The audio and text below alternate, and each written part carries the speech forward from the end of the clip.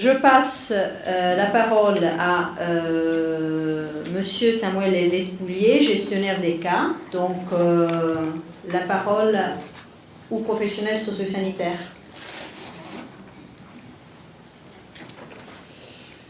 Alors, moi, j'ai choisi de reprendre un peu le parcours de la personne en gestion de cas, et ça va permettre de reprendre un certain nombre de points qui ont été soulevés dans cette synthèse. Dans un premier temps, il y a beaucoup de questionnements autour de l'entrée en gestion de cas par rapport aux personnes, parce qu'il y a, donc, dans un premier temps, un professionnel nous fait le signalement. Alors, c'est pas forcément un médecin qui fait le signalement, ça peut être n'importe quel professionnel qui rencontre une personne que ce professionnel juge en situation complexe. Donc il nous fait un signalement en remplissant un premier outil qu'on appelle le script d'orientation, donc sur lequel il renseigne déjà un certain nombre d'éléments concernant la personne concernée. Donc ce script d'orientation va être étudié par le gestionnaire de cas. Il va y pointer un certain nombre d'éléments et repérer ce qu'on appelle les alertes qui déterminent en fait la complexité de la situation. Pour pouvoir être sûr que cette personne relève de la gestion de cas, le gestionnaire de cas va faire un certain nombre d'investigations auprès des professionnels qui accompagnent cette personne. Donc le gestionnaire de cas va appeler le médecin traitant, éventuellement la famille, les services d'auxiliaires de vie qui interviennent au domicile, les professionnels libéraux, etc., pour avoir des éléments et être sûr que cette personne relève bien de la gestion de cas. Puisque avec le quota de personnes, des 40 personnes sur la file active, il faut être bien sûr que la personne qu'on va accompagner relève de la gestion de cas. Donc, il y aura tout un premier processus où on va collecter des informations sur la personne, alors même que le gestionnaire de cas n'a pas encore rencontré cette personne, n'est pas sûr que cette personne va être accompagnée en gestion de cas, mais il a déjà en sa possession un certain nombre d'éléments et d'informations qui concernent cette personne, alors même que la personne n'est pas encore au courant et donc n'a pas encore consenti à quoi que ce soit. Donc ensuite, il y a la première visite. Alors cette première visite, elle permet au gestionnaire de cas de confirmer l'inclusion de visu, de se rendre compte de la situation vraiment au sein du domicile. Cette première visite, elle doit permettre d'obtenir le consentement. Alors bon, vous l'avez évoqué lors du workshop, c'est un point qui est extrêmement délicat, au-delà de ce que signifie ce consentement, mais obtenir la signature de la personne à la première visite, déjà c'est quelque chose qui est très compliqué. Et puis il devra aussi expliquer ses missions et se présenter en tant que gestionnaire de cas, ce qui peut aussi parfois être un peu compliqué chez une personne qui n'a pas forcément demandé de l'aide, qui voit débarquer un gestionnaire de cas avec une appellation qui lui est complètement inconnue et qui se demande bien ce qu'il va venir faire chez lui. Et puis, par rapport à cette première rencontre, il y a aussi tout ce qui concerne ce que moi j'ai appelé la mise en scène autour de cette première rencontre. C'est-à-dire que le gestionnaire de cas, pour prévoir cette visite, il va se demander avec qui il va aller rencontrer cette personne. Est-ce que c'est avec la famille? Est-ce que c'est avec le professionnel qui a signalé, mais qui ne voudra pas forcément, parce qu'il deviendra complice aux yeux de la personne qui l'accompagne. Donc il risque de perdre un peu de la confiance de cette personne. On risque de lui dire pourquoi tu as fait venir le gestionnaire de cas chez moi. Donc cette première mise en scène, elle est parfois un peu compliquée. Et puis donc, au moment de cette première visite, le gestionnaire de cas va se retrouver dans une relation triangulaire, donc avec le tiers qui est l'accompagnant, soit le professionnel, le membre de la famille, la personne qui a signalé. Donc finalement, c'est plutôt lui qui a soulevé des problématiques, qui est plus en demande d'aide que la personne elle-même qui n'a rien demandé et qui voit débarquer le gestionnaire de cas. Donc dans un premier temps, sur cette première visite, finalement, on aide qui et on collecte des informations pour quoi faire. Alors, par rapport au consentement, donc effectivement là, on aborde l'aspect consentement d'échange d'informations, parce que le consentement, c'est bien un consentement à l'échange d'informations, sauf que beaucoup d'informations ont déjà été échangées auparavant. Et puis il y a eu toute une réflexion par rapport au consentement écrit ou consentement oral. Alors, à un moment, vous soulevez la question, est-ce que si une personne m'ouvre la porte, c'est qu'elle est d'accord pour que j'intervienne chez elle? Enfin, moi, je ne suis pas forcément sûr de ça, parce que j'ai une anecdote, c'était ma première situation en gestion de cas, donc voilà, je devais faire mes armes, et on m'avait expliqué que j'allais rencontrer des personnes qui étaient dans le refus, qui étaient en situation complexe, que ça allait être un petit peu compliqué d'entrer, etc.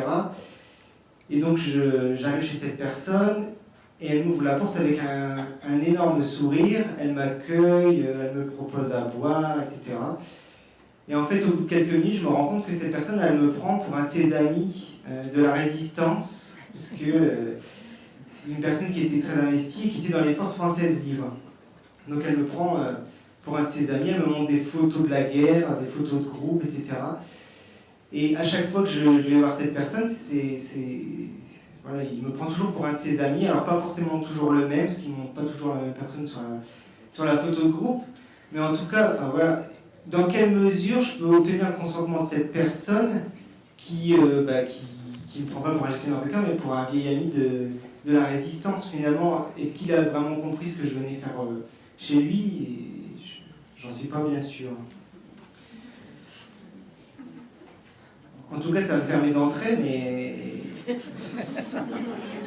pas d'obtenir le consentement. Donc Dominique Somme avait soulevé cette idée de l'adhésion. Enfin, moi je pense que du coup il faudrait peut-être continuer à creuser sur cette piste-là, parce que au-delà du consentement, donc il y a un document formel et qui doit être signé par la personne, qui finalement, comme l'avait soulevé M. Secaldi, nous protège plutôt en tant que professionnel que valide le consentement de la personne. Mais ce qu'il faudrait essayer d'obtenir, mais ça ce ne sera pas à la première visite, mais ce sera tout au long de l'accompagnement, c'est l'adhésion de la personne que l'on accompagne dans ce processus d'accompagnement et d'aide, parce que finalement, dans un premier temps, on arrive souvent chez des gens qui veulent rien, qui sont dans le refus. Donc si on pouvait obtenir cette adhésion et faire reconnaître à la personne qu'elle a besoin d'aide, là je pense que ce serait un document qui serait beaucoup plus intéressant pour nous. Alors ensuite, une fois que les évaluations ont eu lieu, il y a la synthèse de l'évaluation. Donc c'est un outil qui est partagé avec l'ensemble des professionnels qui interviennent sur la situation. Et là c'est pareil, on est aussi dans l'échange d'informations. Qu'est-ce qu'il faut partager? Est-ce que je dois partager forcément cette synthèse avec l'ensemble des professionnels? Parce que souvent quand on partage cette synthèse, il y a un certain nombre de professionnels qui apprennent des choses sur la personne qui est accompagnée, et qui nous disent « Ah mais je ne savais pas ça, j'étais pas au courant ». Voilà, donc en fait, dans ce partage d'informations, on divulgue un certain nombre d'informations nouvelles sur cette personne, et jusqu'où on peut aller dans cet échange d'informations. Mais cet échange d'informations, il est aussi valable au niveau du plan de service individualisé, donc le PSI, et au niveau national, on a travaillé sur un groupe de travail qui s'appelait le partage et diffusion du PSI, où on se questionnait aussi sur est-ce qu'il faut partager ce document, donc, qui fait état de tous les besoins de la personne et des différents services qui seront mobilisés.